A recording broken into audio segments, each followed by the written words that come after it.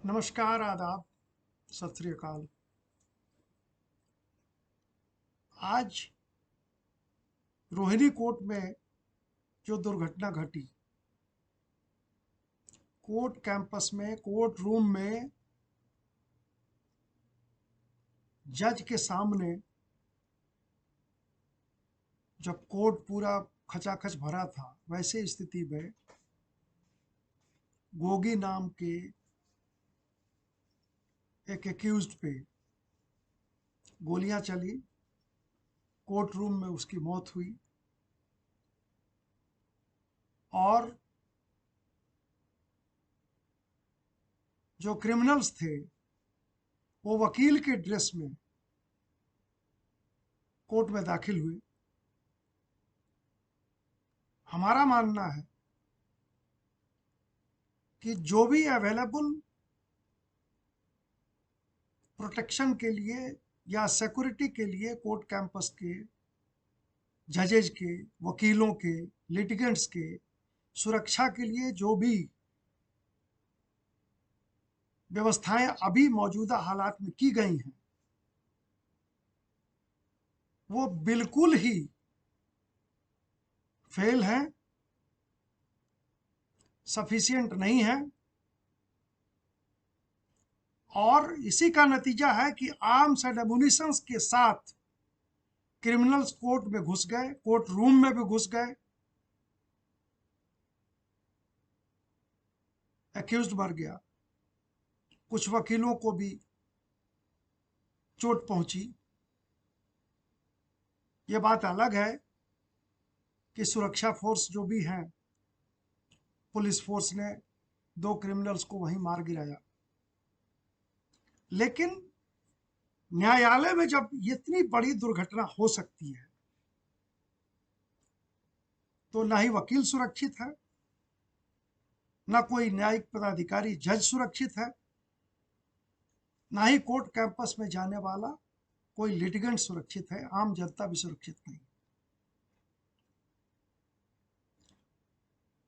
Supreme court of India में एक writ petition pending है, WP क्रिमिनल नंबर 1422 ऑफ 2019।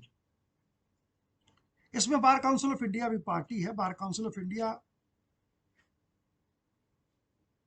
को कहा गया, माननीय भारत के मुख्य न्यायाधीश महोदय की खंडपीठ में ये रिट पिटिशन पेंडिंग है। सारे स्टेट गवर्नमेंट को नोटिस हुआ है, यूनियन ऑफ इंडिया को नोटिस हुआ है,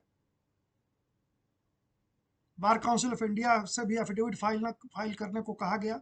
हमारा कहना है, सुप्रीम कोर्ट में हमने ये कहा था, हम जानते थे रांची की जो दुर्घटना हुई हाल में, एक जज को एक्सीडेंट कह के उसको मार दिया गया। वकीलों के साथ वकीलों का मर्डर, वकीलों की किलिंग, ये आम बात है। पिछले 5 वर्षों में हजारों वकील मार दिए गए पूरे देश में। तो हमने एक एफिडेविट फाइल करके माननीय सर्वोच्च न्यायालय को कहा है कि न्यायालय परिसर में, कोर्ट कैंपस में सुरक्षा के दृष्टिकोण से एक स्पेशली ट्रेन्ड अलग से एक फोर्स लगाया जाए। जो normal general police force, CISF, CRP, ये इनसे काम नहीं चलेगा। कोर्ट कैंपस में सुरक्षा व्यवस्था के लिए एक विशेष रूप से ट्रेनिंग लिए हुए फोर्स को डिप्लॉय किया जाए, ताकि वकील सुरक्षित रहे, न्यायिक पदाधिकारी हमारे जजेज सुरक्षित रहें, कोर्ट के स्टाफ सुरक्षित रहें और आम जनता या लिटिगेंट्स जो भी कोर्ट कैंपस में आते हैं वो भी सुरक्षित रहें।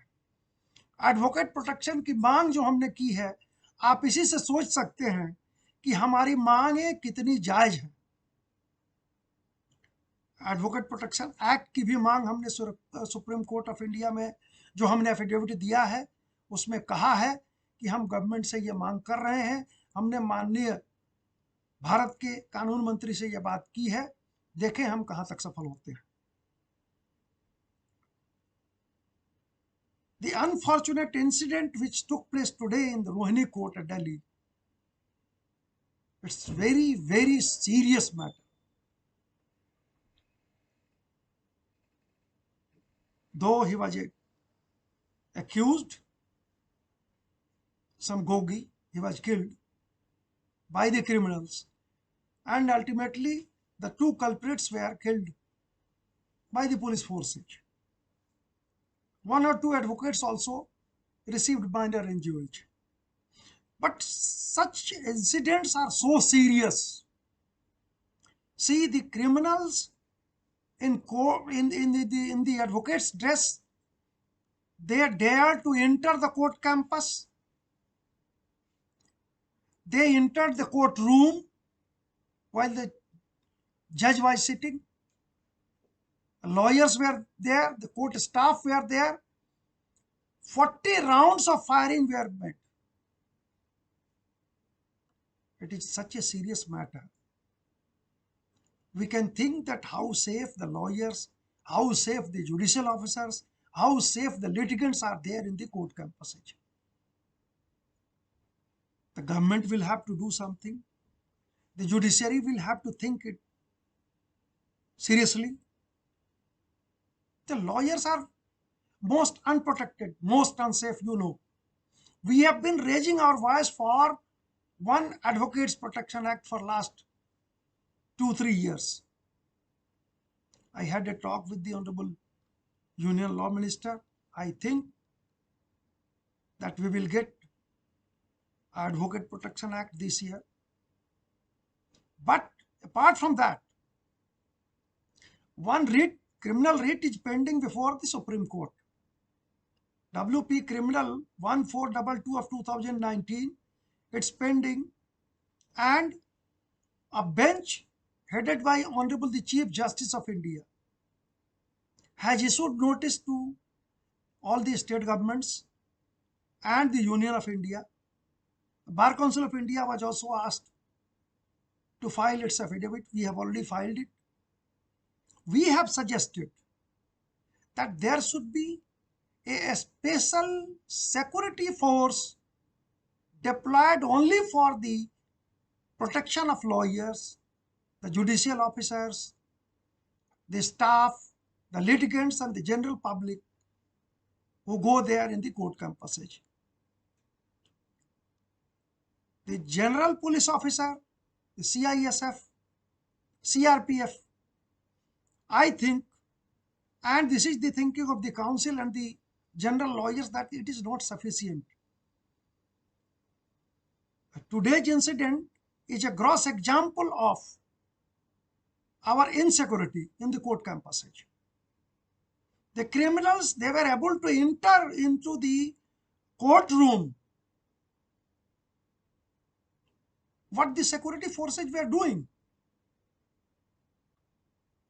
what the metal detectors were doing. The criminals with all arms and ammunitions, they entered.